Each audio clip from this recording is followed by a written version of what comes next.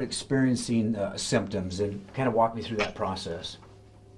Well, I guess, probably Tuesday night, started having headache and things like that, and it continued through the night. I woke up in the middle of the night with a bad headache and continued into the next morning, tried to go back to sleep, couldn't, and then just kind of felt, it's just what I would characterize probably as flu-like symptoms.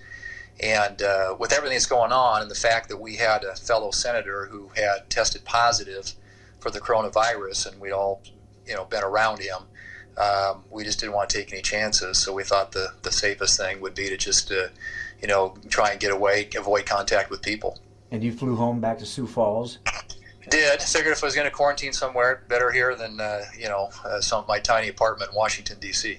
Did you get tested for COVID-19? I did on Friday at the request of my doctor here in Sioux Falls, who, of course, knew that I had been out there with a lot of people, and including one senator who had tested positive and had some, I just not feeling well myself. So I think, again, wanted to make sure that we were good. And so anyway, I went in on Friday, and the test came back on Saturday, and I was tested, came up negative. So. And how are you feeling today? Because I know, are you self-quarantined right now? You're kind of down in your basement, is that right? Yeah. My wife's having to adjust to a basement dweller. After the test came back negative, I'm interacting with her, and I, now, of course, just observing all the other social distancing rules everybody else is abiding by, and encouraging people to keep their distance and not to go out with groups, et cetera, and keep washing their hands. I think these are all things we've had to adjust to. But yeah, trying to use my home office here to stay connected. The main thing right now is we just want to be able to stay connected with people, me and my staff, and to be able to answer questions about some of the things that we've passed and how they might be able to avail themselves of some of the things and resources that are out there. So we're coming up with creative ways to stay connected, using technology, and my staff and I are doing our best to make sure that we're hearing from people across South Dakota. But I have to tell you, this is a job that, for me at least, I'm a social person, and my job requires a lot of interaction. So this is certainly a challenge, but it's no different than the challenge that every other South Dakotan is dealing with right now. How do you feel today, and when we go back to Capitol Hill, and does that worry you? Because let's face it, we know Washington, D.C. is kind of a crowded place.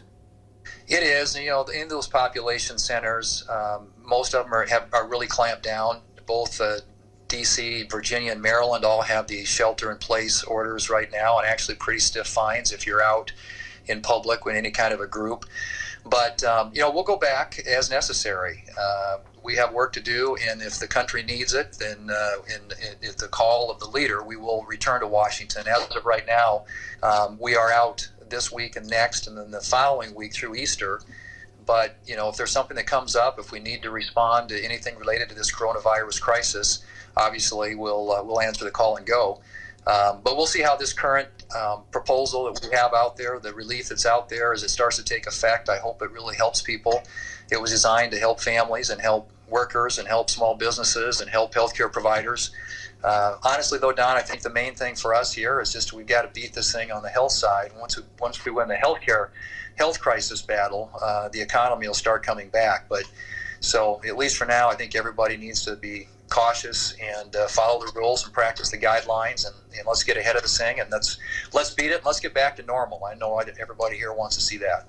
As one of the Republican leaders in Washington, how do you think the president and his administration are handling the pandemic? I think that they're doing the best anybody can under these circumstances.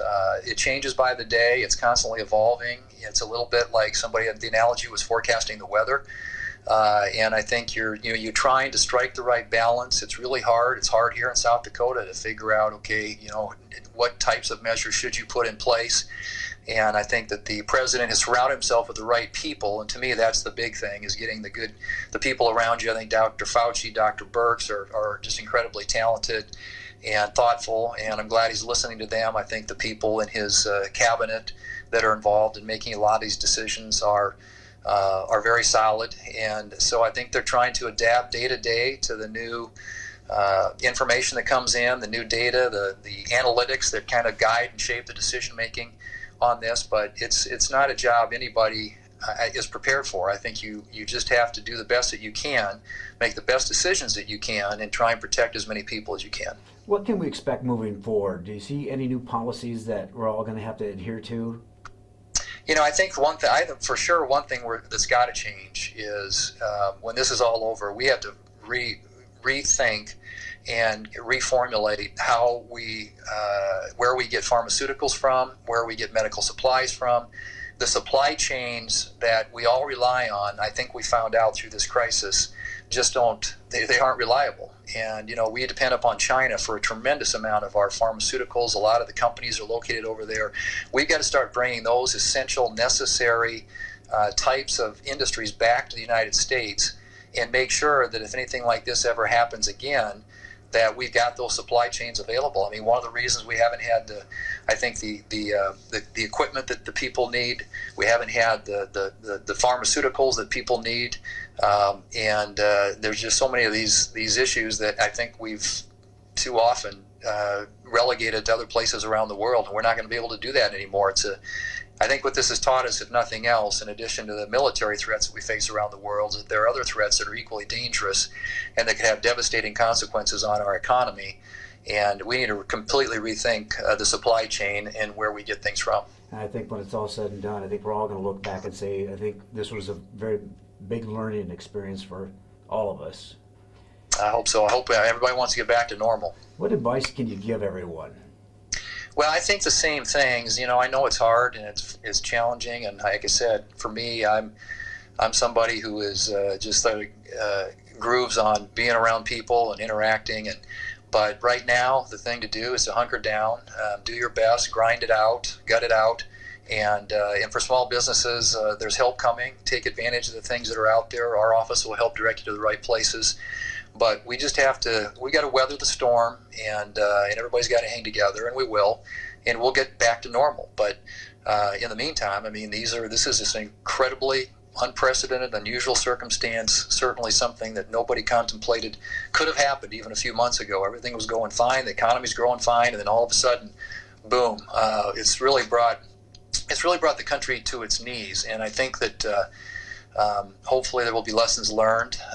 Maybe it'll bring people a little closer together and help us to work together better in the future. If nothing else, this is creating, I think, a sense of community that maybe we've been missing.